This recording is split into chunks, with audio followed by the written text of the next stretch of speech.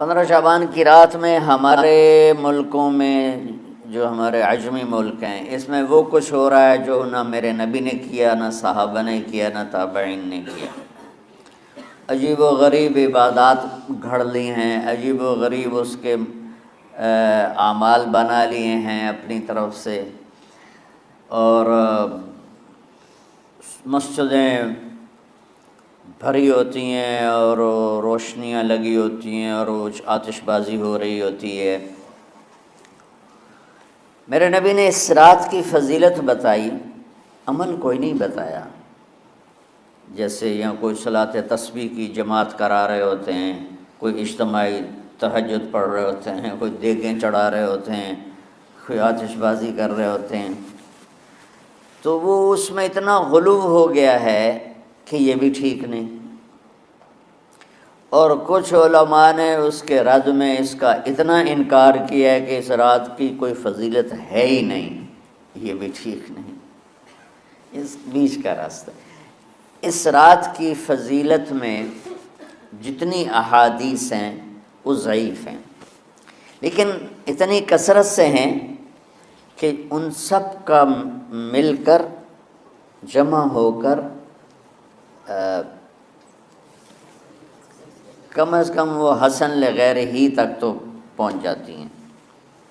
اور ابن عثیمین رحمۃ اللہ علیہ نے بھی یہ لکھا ہے کہ زیادہ سے زیادہ ان احادیث کے مجموعے سے، چونکہ اگرچہ ضعیف ہیں لیکن کافی زیادہ ہیں، تو وہ حسن لغیر ہی تک پہنچ جاتی ہیں۔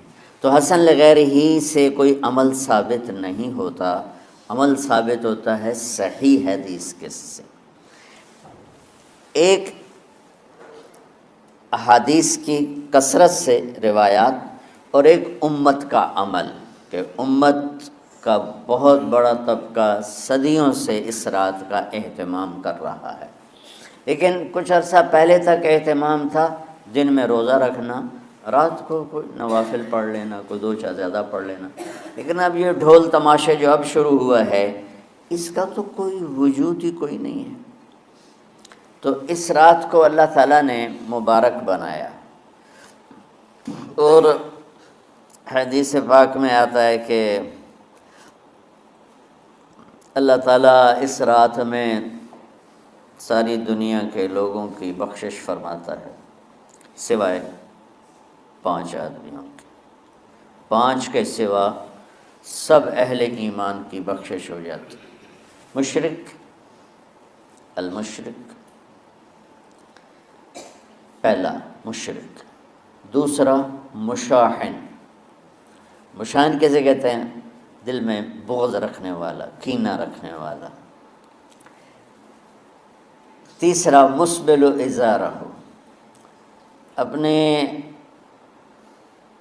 پاجامے شلوار چادر کو ٹخنوں سے نیچے تک لے جانے والا، لیکن ایک شرط کے ساتھ کہ وہ تکبر کی وجہ سے ہو، سستی کی وجہ سے ہے، غفلت کی وجہ سے ہے۔ چونکہ جب آپ نے ایک مرتبہ اس کے بارے میں بات کی تو حضرت ابوبکر صدیق نے کہا یا رسول اللہ، میری چادر، عرب چادر باندھتے تھے جیسے ہمارے پنجاب کا لباس چادر تھا، اب وہ کم ہو گئے، ہمارے تو بزرگ عورتیں بھی اور مرد بھی سب چادر باندھتے تھے، شلوار کا تو کسی کو پتہ ہی نہیں ہوتا تھا ہمارے بچپن میں۔ یہ تو پھر آہستہ آہستہ جب تعلیم آئی تو شلوار دیہاتوں میں بھی اور شہروں میں عام ہو گئی۔ تو اگر وہ اس لیے لٹکا رہا ہے کہ طبیعت میں تکبر ہے، پھر اس وعید کا وہ حقدار ہے۔ اگر ویسے اس کی نیچے جا رہی ہے تو میرا مالک ایسا، وہ تو ہے ہی رحیم و کریم، ہے ہی رحیم و کریم، ہے ہی رحیم و کریم، صرف شلوار نیچے لٹکانے سے وہ اتنی شدید سزا دے۔ اگر اس کے پیچھے تکبر ہے، پھر ہے، یہ تکبر نہیں ہے تو انشاءاللہ وہ اس سے محفوظ ہوگا۔ تو اپنی چادر کو لٹکانے والا، لیکن بشرط تکبر۔ کتنے ہو گئے؟ عاق لوالدیہ، ماں باپ کا نافرمان، نافرمان ایسا کہ دکھ دینے والا. چھوٹی موٹی اونچ نیچ تو ہر بچے سے ہو جاتی ہے، نہیں جن نے والدین کو ٹکڑے ٹکڑے کر دیا ہو اور ان کو دکھ دے دے دے دے کے ان کا سینہ چیر دیا ہو. چونکہ آپ کہتے ہیں پرزے پرزے کرنا کسی چیز کو، تو اپنے دکھ دے کر اپنی بدتمیزی کے ساتھ اس نے ماں باپ کا دل زخمی کر دیا ہو، ایک یہ نہیں معاف ہوتا. 5واں مدمن خمر، مسلسل شراب پینے والا، مستقل جو شراب کا عادی ہو. ان 5 کو مؤخر کر دیا جاتا ہے. معافی نہیں ہونے کا مطلب یہ نہیں کہ اللہ تعالیٰ کبھی معاف نہیں کرے گا. معافی نہ ہونے کا مطلب یہ ہے کہ یہ 5 ایسے گناہ ہیں کہ اس کی وجہ سے بخشش رک جاتی ہے. اگر وہ شرک سے نکل آئے، وہ کینہ سے نکل آئے، وہ تکبر سے نکل آئے، وہ والدین کی نافرمانی سے نکل آئے، شراب چھوڑ دے، تو ان کی بھی بخشش ہو جاتی. جب کوئی توبہ کرے گا فوراً بخشش ہو جائے گی. نہ 15 شعبان کی ضرورت ہے، نہ لیلۃ القدر کی ضرورت ہے، نہ بیت اللہ جانے کے ساتھ توبہ کی شرط ہے. جہاں بھی وہ بیٹھ کے توبہ کرے گا، جس لمحے میں کرے گا، اسی وقت اس کی توبہ قبول ہوگی اور اللہ اس کے پچھلے سارے گناہوں کو معاف فرما دے گا.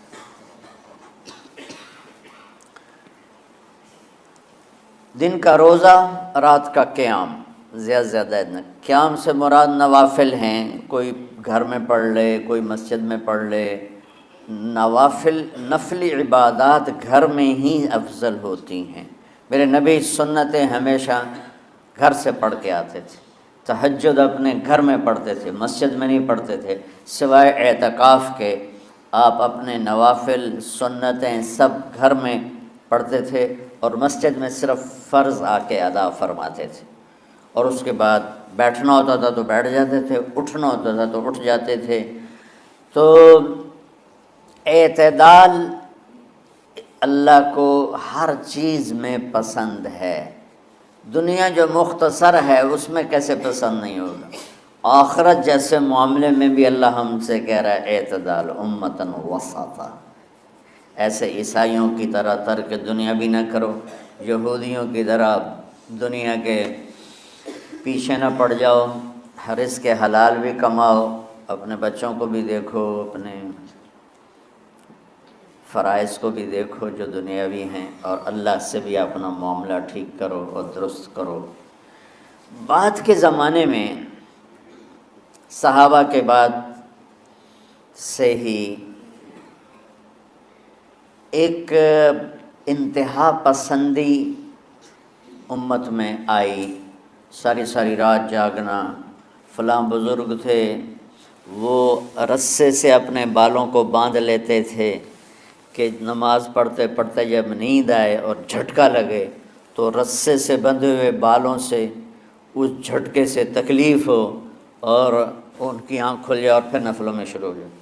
ایک فلاں بزرگ تھے وہ اپنے آنکھوں میں نمک کا سرما لگاتے تھے تاکہ آنکھیں جل جائیں، اس میں وہ جلن پیدا ہو جائے اور نیند اڑ جائے. یہ ایسے واقعات بھرے پڑے ہیں. فلاں بزرگ تھے انہوں نے 30 سال عشاء کے وضو سے فجر کی نماز ادا کی.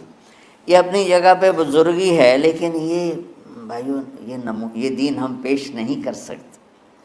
فلاں بزرگ تھے وہ 30 سال سے ستو کھا رہے تھے کہ روٹی کھانے اور ستو کھانے میں 70 دفعہ سبحان اللہ کا فرق پڑ جاتا ہے. تو روٹی کھائیں تو 70 دفعہ سبحان اللہ کم کہہ سکتے ہیں، اور ستو کھائیں تو 70 دفعہ سبحان اللہ زیادہ کہہ سکتے ہیں. تو لہٰذا انہوں نے کہا مجھے تو 30 سال ہو گئے، میں تو ستو کھا رہا ہوں، میں تو روٹی نہیں کھا رہا. یہ دین نہیں ہے. یعنی یہ وہ دین نہیں جو ہم انسانیت کو پیش کر سکتے. یہ تو لوگوں کو دوڑانے والی بات. یہ راہبانیت کی شکل ہے. یہ وہ دین نہیں جو ہم لوگوں کو پیش کریں گے تو وہ کہیں گے واہ واہ واہ واہ کیا دین ہے بھائی، قبول کرو. یہ ایک قسم کا غلو آیا. میں ایک حدیث سناتا ہوں، بخاری شریف میں بھی ہے، مجھے اب ہر شے بھول گئی. لیکن وہ ہے نہی الغلو، اس طرح کر کے آپ لوگ زیادہ جانتے ہوں گے جو پڑھ رہے ہیں کہ غلو سے نہیں۔ حدیث آپ کو سب کو یاد ہوگی کہ 3 صحابہ آئے اللہ کے نبی کے گھر اور پوچھا کہ اللہ کے نبی رات کیسے گزارتے ہیں؟ تو گھر والوں نے کہا سوتے بھی ہیں، جاگتے بھی ہیں، کھاتے بھی ہیں۔ تو وہ تینوں آپس میں کہنے لگے وہ تو نبی ہیں، سوئیں بھی تو کوئی بات نہیں، اور شادی ہے کوئی بات نہیں، ہم تو نبی نہیں، ہمیں تو کچھ کرنا چاہیے۔ ایک نے کہا کہ میں ساری زندگی روزہ نہیں چھوڑوں گا، ایک نے کہا کہ میں ساری زندگی سوؤں گا نہیں، ایک نے کہا میں ساری زندگی شادی نہیں کروں گا۔ تو دیکھنے میں تو واہ واہ کیا بڑی بزرگی ہے بھائی، بڑے بزرگ ہیں۔ ہمارے نبی کو پتہ چلا آپ نے تینوں کو بلا لیا، کہا تم مجھ سے زیادہ اللہ سے ڈرنے والے ہو، میں تم سے انا اتقاکم یا اخشاکم، الفاظ آپ لوگوں کو زیادہ یاد ہوں گے لیکن مفہوم میں صحیح پیش کر رہا ہوں۔ آپ نے کہا میں تم سے زیادہ اللہ کو جانتا ہوں، تم سے زیادہ اللہ سے ڈرتا ہوں، میں سوتا بھی ہوں، میں کھاتا بھی ہوں، میں روزے بھی رکھتا ہوں، میں چھوڑ بھی دیتا ہوں، میری بیویاں بھی ہیں، میں اپنی بیویوں کے پاس بھی جاتا ہوں۔ تم دین میں غلو سے بچو، پہلے امتوں کو ہلاک کر دیا دین میں غلو۔ دنیا میں غلو یعنی انتہا پسندی، ایکسٹریمسٹ ہونا، دنیا ہو یا دین ہو دونوں میں اعتدال بچو۔ اللہ تعالیٰ پورے سال کا اعلان فرماتا ہے کہ فرشتوں کی طرف سے فرشتے پورا سنا دیتے ہیں کہ اس سال میں کیا ہوگا۔